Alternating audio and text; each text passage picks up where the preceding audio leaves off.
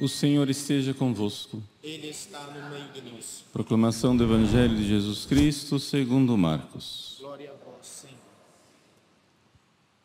Naquele tempo, os mestres da lei que tinham vindo de Jerusalém diziam que ele estava possuído por Beelzebu e que, pelo príncipe dos demônios, ele expulsava os demônios.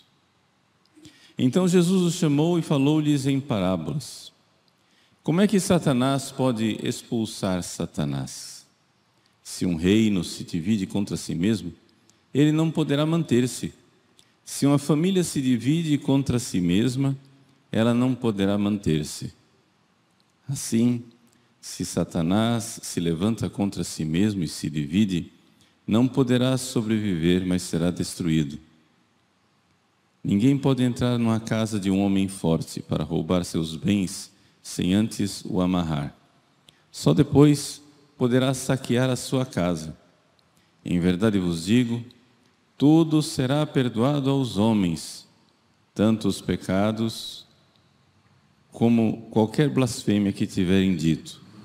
Mas quem blasfemar contra o Espírito Santo nunca será perdoado. Será culpado de um pecado eterno. Jesus falou isso porque diziam, ele está possuído por um espírito mau. Palavra da salvação.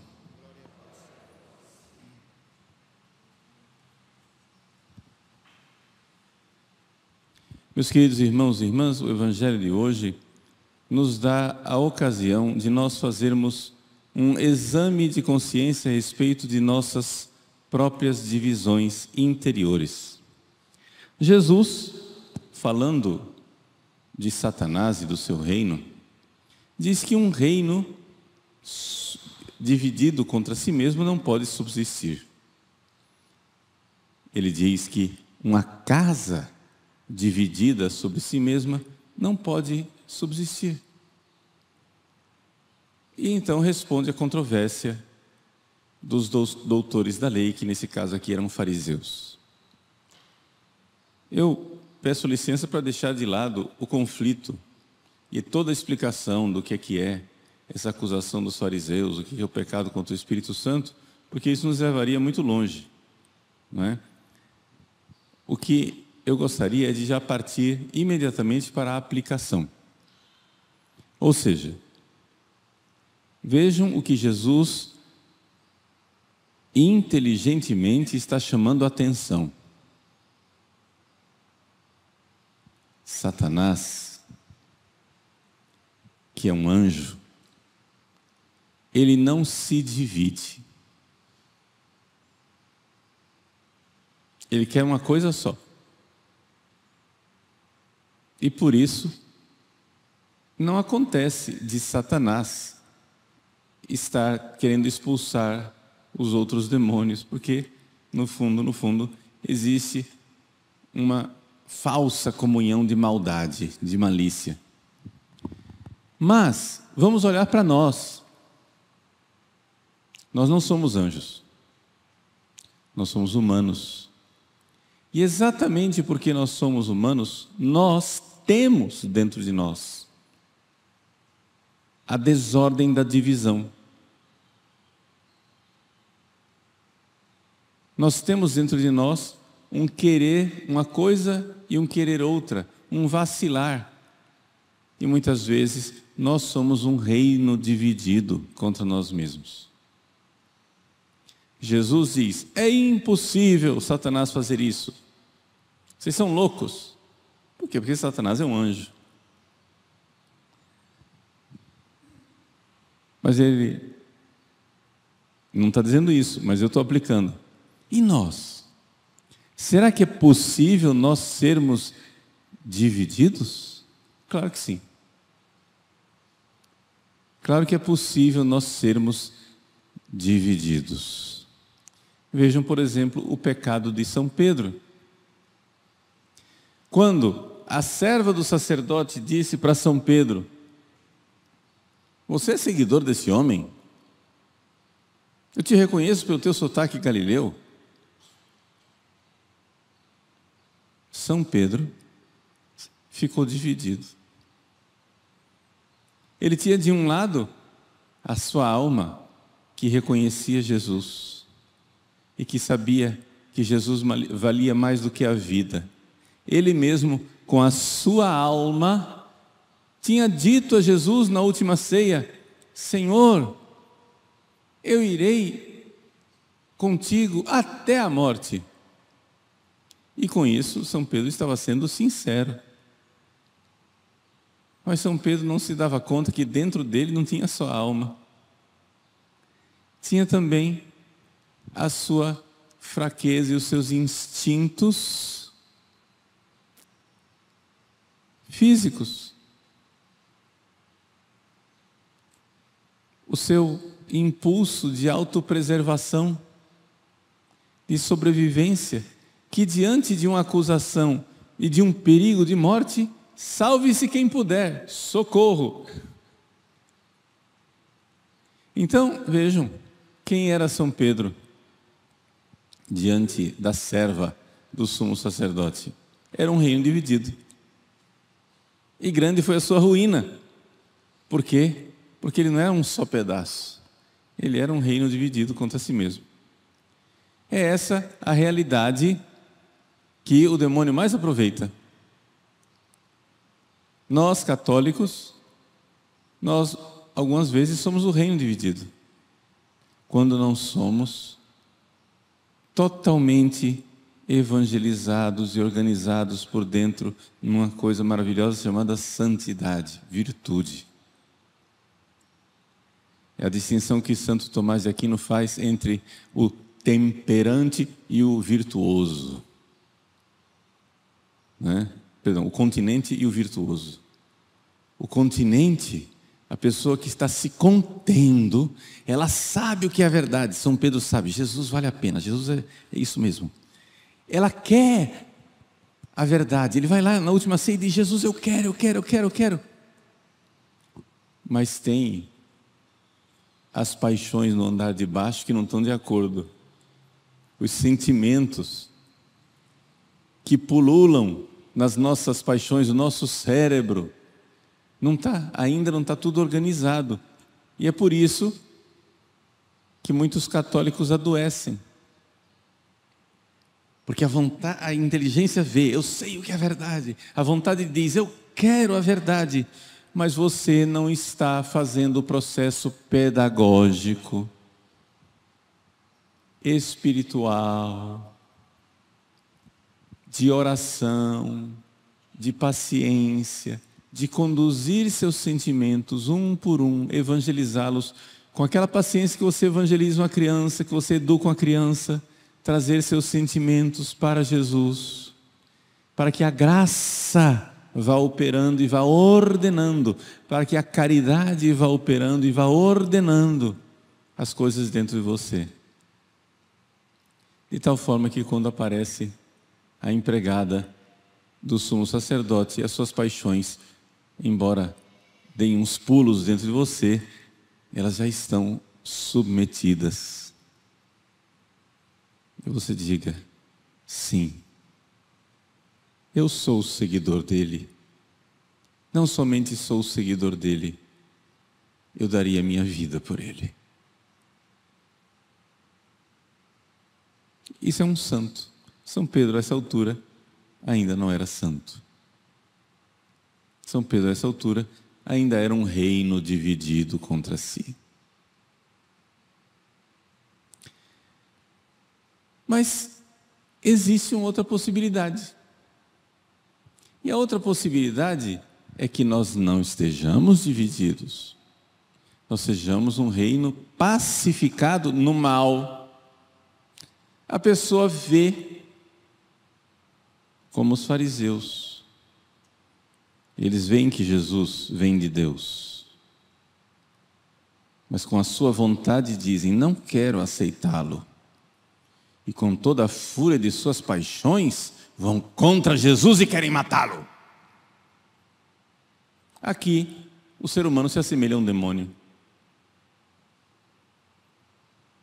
Por quê? Porque não é um reino dividido. Está inteirinho, na maldade. E essa pessoa que está inteirinha na maldade, se continuar desse jeito, não será perdoada.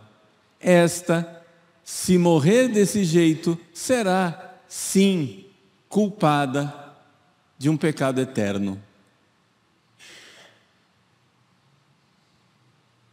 Então, aqui os fariseus se demonstram, de certa maneira, assimiláveis aos demônios, semelhantes a eles. Os fariseus se demonstram maldosos, a tal ponto que eles não têm essa fraqueza que muitos católicos têm, que querem Jesus, mas não querem pagar o preço. Querem Jesus, mas não querem pagar o preço. Quero, mas não quero. Quero, mas não quero. Reino dividido. Mas eles têm essa unidade da malícia, como o demônio.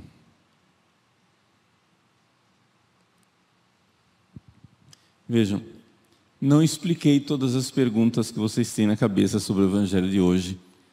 A finalidade aqui não era dar aula sobre isso. A finalidade aqui é você ir para casa com alguma coisa que fecunde sua inteligência, fortaleça a sua vontade e dê uma tarefa. A sua inteligência iluminada está vendo: meu Deus, é verdade, eu sou católico, eu amo Jesus, mas como São Pedro na última ceia, eu acho que eu sou um reino dividido. Eu acho que na hora do vamos ver, eu vou amarelar.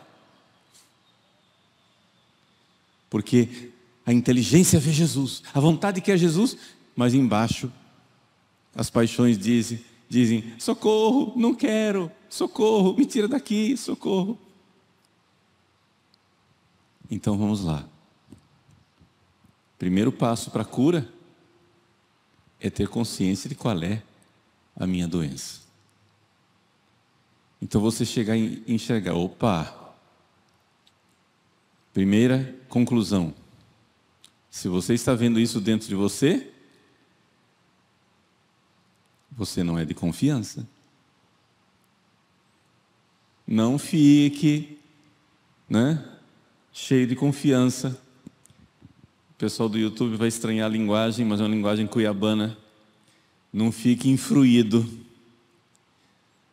A criança infruída é aquela criança que, metida a besta, está lá andando de bicicleta e diz: veja, mamãe, eu não consigo andar sem a mão no guidão. Pá, no chão. Foi levado por uma influência, por isso a palavra infruído, em que a pessoa vaidosamente acha que é uma coisa que não é.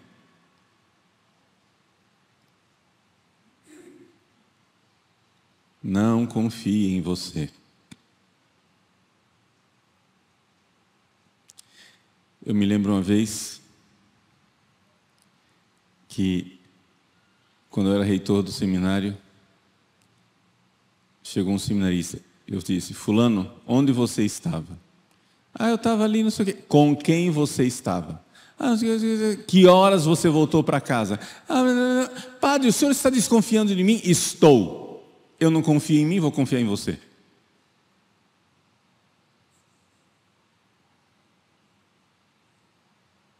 Ou seja, quando você vê, eu era padre jovem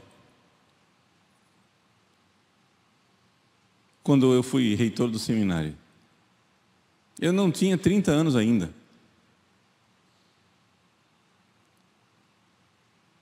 Eu não tinha a chave da casa. Eu era reitor do seminário. Eu podia ter a chave da casa, mas eu não tinha a chave da casa. Por quê? Porque eu sabia que eu tinha que me organizar, me disciplinar para chegar em casa cedo. Porque a minha tendência de perder o horário, etc e tal. Então, para não confiar em mim, que eu iria estar em casa cedo, todos os dias, para dormir na hora certa. Eu não tinha a chave da casa, porque eu sabia que a casa se fechava a tal hora. Pá! Então, se eu chegasse tarde, eu tinha que bater na janela de um seminarista para ele abrir a porta para mim. E isso ia ser muito incômodo. Então, eu não tinha a chave da casa. Por quê? Porque eu não confio em mim. Sanguíneo, desregrado, sem horário. Eu fico infruído e chego tarde em casa. Hoje não acontece mais isso. Estou com 57 anos, a disciplina já entrou. Mas naquela época eu era jovem, eu precisava de disciplina, eu precisava dos seminaristas me fiscalizando. Eu era o reitor. Eu era, aspas, o dono da casa.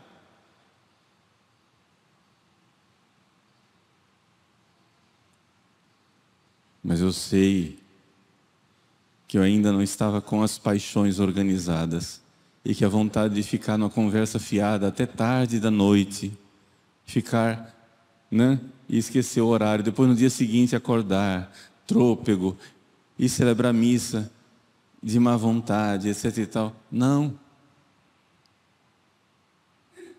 posso confiar em mim. Então eu tenho que fazer armadilhas para impedir que eu faça a coisa. Então saiam desta presunção besta de achar, não, imagina se eu vou fazer isso. Como imagina? Como imagina?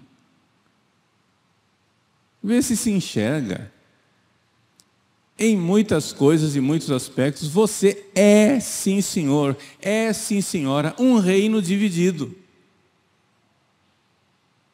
Então, seja um bom pai para você. Seja uma boa mãe para você. O que é que você faria com aquele seu filho infruído? Aquele seu filho que tem, né, uma presunção vaidosa de dizer, não, isso não vai acontecer. Olha, menino, você vai bater o carro. Não, isso não vai acontecer. Olha, você não atravessa a rua desse jeito, você vai morrer atropelado. Não, isso não vai acontecer. Olha, não brinca com fogo que você se queima. Não, isso não vai acontecer. Até que acontece, né?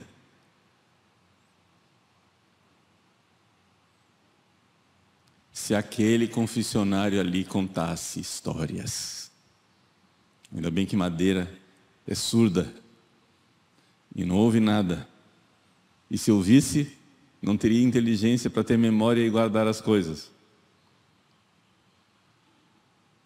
Ver o tanto de gente que não se deu conta. Nossa, eu sou um reino dividido. Eu preciso me cuidar, porque na hora do vamos ver, eu preciso de apoio, ajuda, recursos pedagógicos, porque senão eu caio. Não se trata de você ficar se julgando, se culpabilizando, se neurotizando. Não é isso.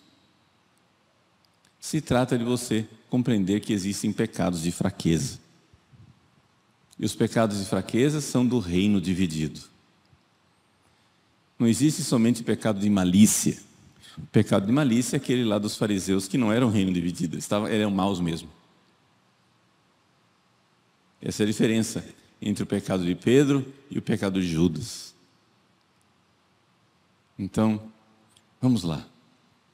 Vamos ser um bom pai para nós mesmos, uma boa mãe para você mesma, não é? Entre num processo pedagógico e entenda isso. Não seja presunçoso de achar, eu não vou cair. Não seja doido. Sei lá, exemplos.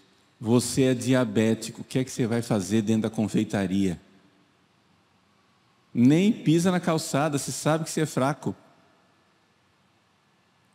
Você tem problema de pureza, o que é que você vai fazer com o celular dentro do seu quarto sozinho ou no banheiro? Não confie em você.